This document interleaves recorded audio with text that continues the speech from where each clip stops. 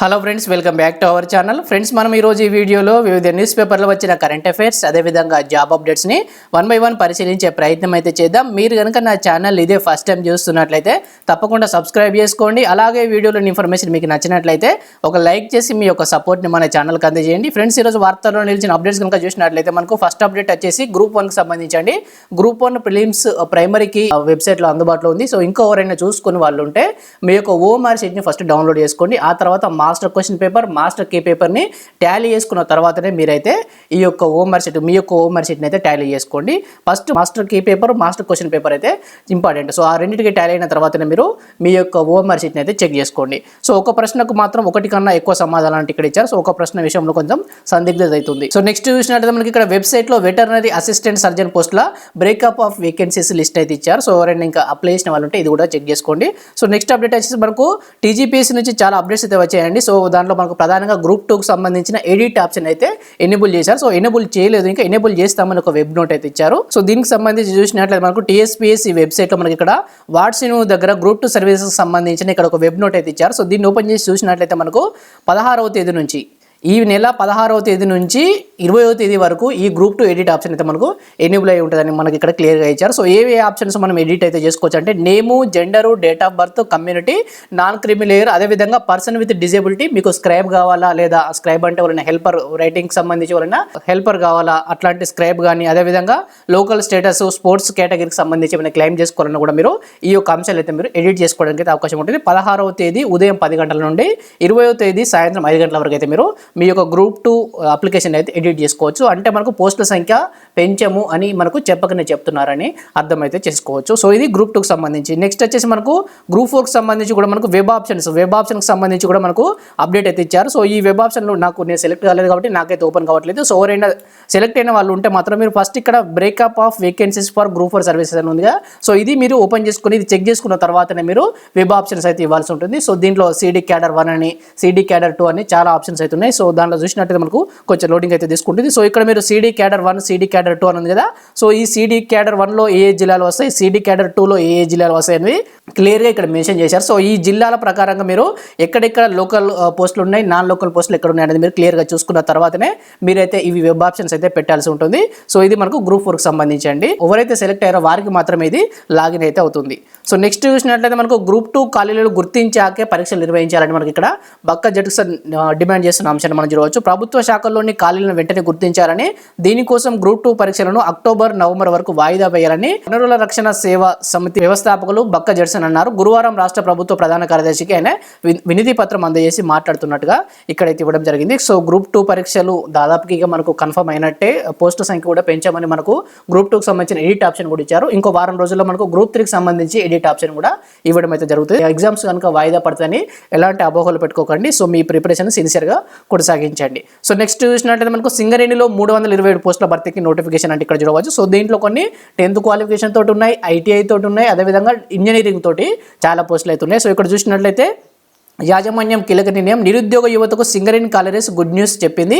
సంస్థల్లోని వివిధ విభాగాల్లో ఖాళీగా ఉన్న పోస్టులను భర్తీ చేసేందుకు కీలక నిర్ణయం తీసుకుంది. ఇందులో భాగంగా సంస్థలో ఎగ్జిక్యూటివ్ కాడర్, అదేవిధంగా నాన్ ఎగ్జిక్యూటివ్ కాడర్లో 327 ఖాళీలను భర్తీ చేసేందుకు గురువారం నోటిఫికేషన్ అయితే విడుదల చేసింది. సో ఇక్కడ వివిధ విభాగాల్లో మీరు చూసినట్లయితే 49, 100, అదేవిధంగా ఇక్కడ కొన్ని పోస్టులు 9, అదేవిధంగా కొన్ని పోస్టులు కొన్ని కేటగిరీలో వచ్చేసి మనకు 98 పోస్టులు, ఈ విధంగా టోటల్ 327 పోస్టులు అయితే ఉన్నట్టుగా ఇక్కడ చూడవచ్చు. సో దీని మీద ఒక ప్రత్యేకమైన వీడియో చేస్తాను. ఎడ్యుకేషన్ క్వాలిఫికేషన్ ఏంటి, ఎగ్జామ్ ఏ విధంగా ఉంటుంది, సో ఫుల్ నోటిఫికేషన్ మీద ఒక ప్రత్యేకమైన వీడియో చేసే ప్రయత్నం అయితే చేశారు. సో దీంట్లో అర్హతలు వచ్చేసి 10వ తరగతి, అదేవిధంగా ఐటీఐ వాళ్ళకు, అదేవిధంగా బీఈ, బీటెక్, బీఎస్సీ ఇంజనీరింగ్ చేసిన వాళ్ళకు కూడా అవకాశం అయితే ఉంటుంది. ఏజ్ లిమిట్ వచ్చేసి మనకు 18 సంవత్సరాల నుంచి 30 సంవత్సరాల వరకు, అదేవిధంగా ఎస్సీ ఎస్టీ వాళ్ళకు 5 years, ఎస్సీ ఎస్టీ ఓబీసీ వాళ్ళకు 5 years ఏజ్ రిలాక్సేషన్ అయితే ఉంటుందని మనం దీంట్లో అయితే చూడవచ్చు. సో అప్లికేషన్ ఫీజు అయితే చాలా ఎక్కువగా ఉందని ఇక్కడ చూడవచ్చు. మీరు జనరల్ కేటగిరీ వాళ్ళకు 1000 రూపాయల ఫీజు అయితే ఉంది, ఎస్సీ ఎస్టీ వాళ్ళకు మాత్రం 100 రూపీస్ అయితే ఉంటుందంట. సో ప్రత్యేకమైన వీడియో చేసినప్పుడు దాంట్లో ఫుల్ డీటెయిల్స్ అయితే నేను ఎక్స్ప్లెయిన్ చేసే ప్రయత్నం చేస్తాను.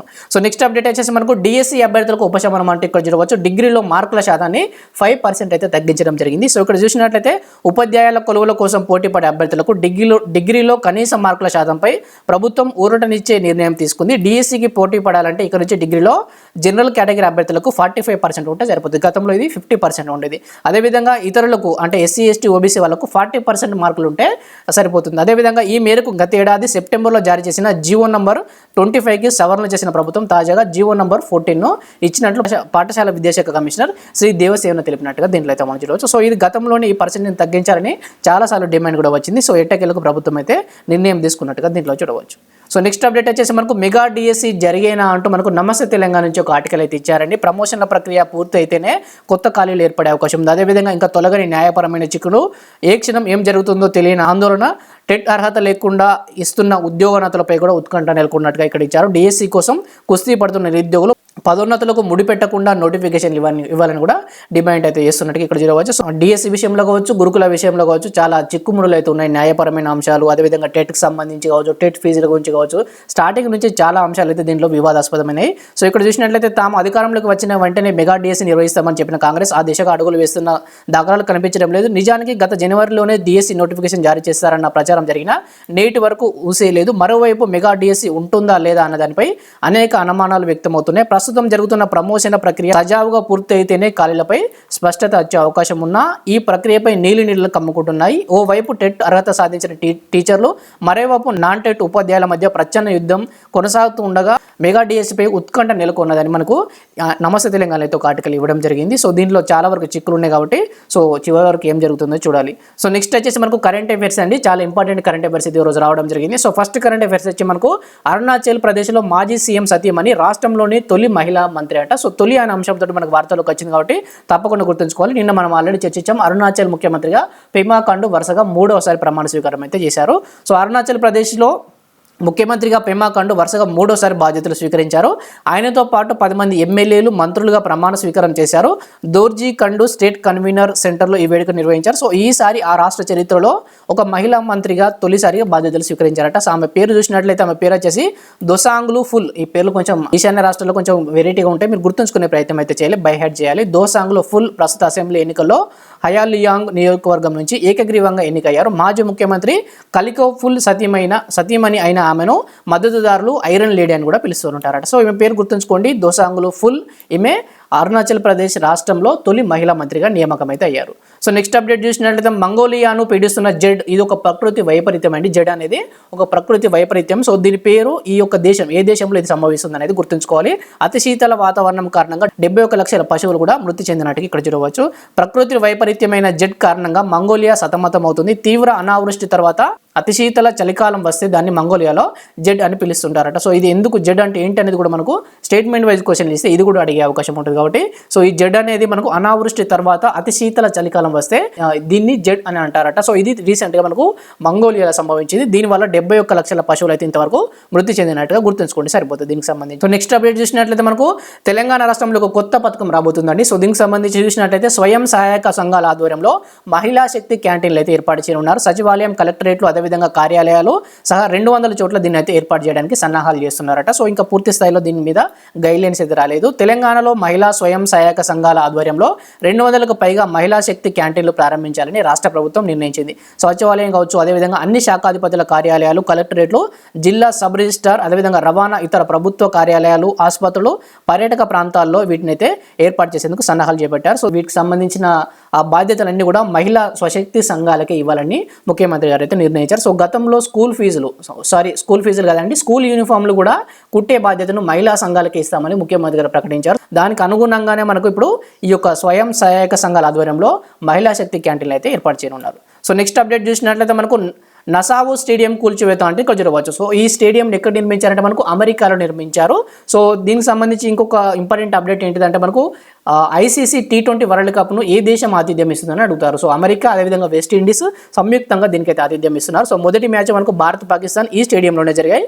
సో ఈ స్టేడియంలో చాలా లోపాలు ఉన్నాయని దీన్ని అయితే రీసెంట్గా కూల్చేయడం అయితే జరుగుతుంది. అతి తక్కువ స్కోర్ ఇక్కడ నమోదవుతుంది. అంటే ఇది బౌలింగ్కు అనుకూలంగా ఉంది, ఏకపక్షంగా ఉంది కాబట్టి దీన్ని కూల్చివేయాలని ఐసీసీ నిర్ణయించినట్టుగా చూడవచ్చు. సో భారీగా మోహరించిన బుల్డోజర్లు ఈ గ్రౌండ్లో చివరిగా అమెరికా భారత్ మ్యాచ్ టెంపరీ పర్పస్లో దీన్ని నిర్మించారంట. అదేవిధంగా T20 ప్రపంచ కప్లో అతి తక్కువ పరుగులకు వేదికైన అమెరికాలోని నసావో క్రికెట్ స్టేడియాన్ని గురువారం నుంచి కూల్చివేయడం ప్రారంభించారు. బుధవారం ఈ స్టేడియంలో చివరిగా భారత్ వర్సెస్ అమెరికా మ్యాచ్ జరగగా ఇందులో టీమిండియా ఘన విజయం సాధించి సూపర్ 8కు క్వాలిఫై అయితే కావడం జరిగింది. సో ఈ నసావో స్టేడియం పేరును గుర్తుంచుకోండి. సో T20 అంటే ఎక్కువగా బ్యాటింగ్ వైపు ఉండాలి. మనకు బ్యాటింగ్ వైపు ఎక్కువ మంది అభిమానులు ఉంటారు కాబట్టి స్టేడియం అనేది బ్యాటింగ్కి ఎక్కువ అనుకూలంగా ఉండాలి. సో నెక్స్ట్ అప్డేట్ చూసినట్లయితే మనకు ఉత్తమ డాక్యుమెంటరీగా unity the man of social justice అంటూ ఇక్కడ ఒక అప్డేట్ చూడవచ్చు. స్వాతంత్ర సమర యోధుడు, తెలంగాణ తొలి దశ ఉద్యమ నేత దివంగత ఆచార్య కొండా లక్ష్మణ బాపూజీ జీవిత చరిత్ర ఆధారంగా రూపొందించిన unity the man of social justice చిత్రం పగెంట్ అంతర్జాతీయ ఫిల్మ్ ఫెస్టివల్లో ఉత్తమ డాక్యుమెంటరీ 2024గా ఎంపికైందంటే చాలా ఇంపార్టెంట్ మన తెలంగాణకు సంబంధించి. కాబట్టి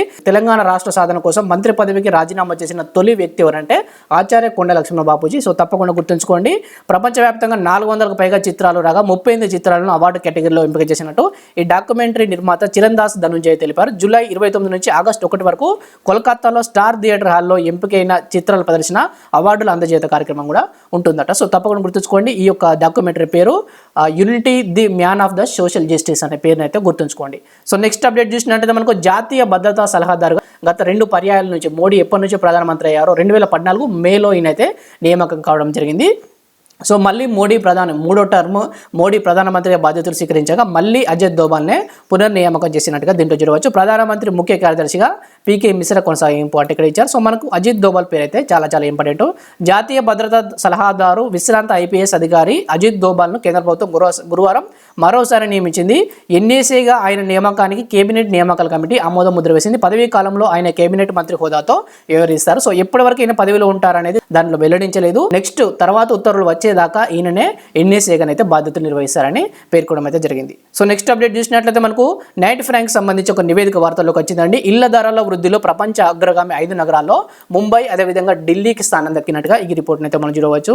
అంతర్జాతీయంగా ఇళ్ల ధరల్లో వృద్ధి అధికంగా ఉన్న 44 నగరాల జాబితాను స్థిరాస్తి కన్సల్టెంట్ నైట్ ఫ్రాంక్ విడుదల చేసింది. ఈ నగరాల్లో ఇళ్ల ధరల సగటు వార్షిక పెరుగుదల 12 నెలల్లో చూసినట్లయితే 4.1%గా ఉందని నైట్ ఫ్రాంక్ ఇండియా వెల్లడించింది. సో ఇక్కడ చూసినట్లయితే ఈ జాబితాలో మన దేశం నుంచి ముంబై 3వ స్థానంలో ఉంది. అంటే గత సంవత్సరంలో 6వ స్థానంలో ఉండేది, ఇప్పుడు స్థానాన్ని మెరుగుపరుచుకుంది. ఢిల్లీ చూసినట్లయితే ఈసారి 5వ స్థానంలో నిలిచింది. ముంబై 3వ స్థానంలో, ఢిల్లీ 5వ స్థానంలో ఉంది. 2024 జనవరి మార్చి మధ్య ఇళ్ల ధరల పెరుగుదల ఆధారంగా prime global cities index Q1 2024 నివేదికను నైట్ ఫ్రాంక్ రూపొందించింది. సో ఏడాది క్రితం ఇదే సమయంలో ముంబై వచ్చేసి 6th ర్యాంకు, ఢిల్లీ 17వ ర్యాంక్ అయితే సాధించడం జరిగింది. ఢిల్లీ అయితే తన స్థానాన్ని చాలా వరకు మెరుగుపరుచుకున్నట్టుగా దీంట్లో చూడవచ్చు. సో ముంబైలో వార్షిక ప్రాతిపదికన ఈ ఏడాది జనవరి టు మార్చిలో ఇళ్ల ధరలు 11.5% అయితే పెరిగి మనకు ప్రపంచవ్యాప్తంగా 3వ స్థానంలో నిలిచింది. సో తొలి స్థానంలో వచ్చేసి మనకి ఇక్కడ మనీలా నగరం ఈ జాబితాలో తొలి స్థానంలో నిలిచింది. సో ఇక్కడ ఇళ్ల ధరల వార్షిక వృద్ధి వచ్చేసి 26.2% అయితే నమోదు కావడం జరిగింది. సో ఈ పర్సెంటేజ్ని కూడా ఇంపార్టెంట్గా గుర్తుంచుకోండి. సో నెక్స్ట్ అప్డేట్ చూసినట్లయితే మనకు ప్రపంచ జూనియర్ చెస్ విజేత దివ్య అంటూ మనకి ఇక్కడ స్పోర్ట్స్కు సంబంధించిన ఒక అప్డేట్ని అయితే చూడవచ్చు. భారత యువ చెస్ క్రీడాకారిణి దివ్య దేశ్ముఖ్ సత్తా చాటింది. ప్రపంచ జూనియర్ చెస్ టోర్నమెంట్లో మహిళల విభాగంలో ఆమె విజేతగా నిలిచింది.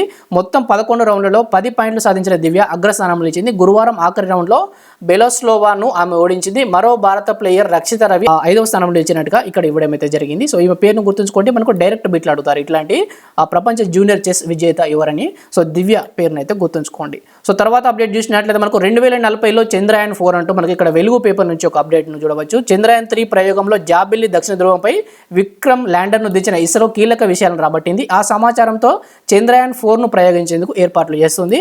ఈ క్రమంలోనే చంద్రుడి ఉపరితలం నుంచి రాళ్ళు మట్టిని భూమిపైకి తీసుకువచ్చి వాటి ద్వారా మరిన్ని విషయాలు రాబట్టాలని ప్రయత్నిస్తుంది. సో లక్ష్యం చంద్రయాన్ 4 యొక్క లక్ష్యం ఏంటంటే ఏంటిదని మనలో అడిగే అవకాశం ఉంటుంది. చంద్రుడి ఉపరితలం నుండి రాళ్ళు అదేవిధంగా మట్టిని భూమిపైకి తీసుకురావడం దీని యొక్క ప్రధానమైన లక్ష్యం. సో లక్ష్యాన్ని గుర్తుంచుకోండి సరిపోతుంది. సో ఇవి అండి మనకి ఈరోజు వార్తలు నేర్చిన important education updates. Thank you for watching. Thank you.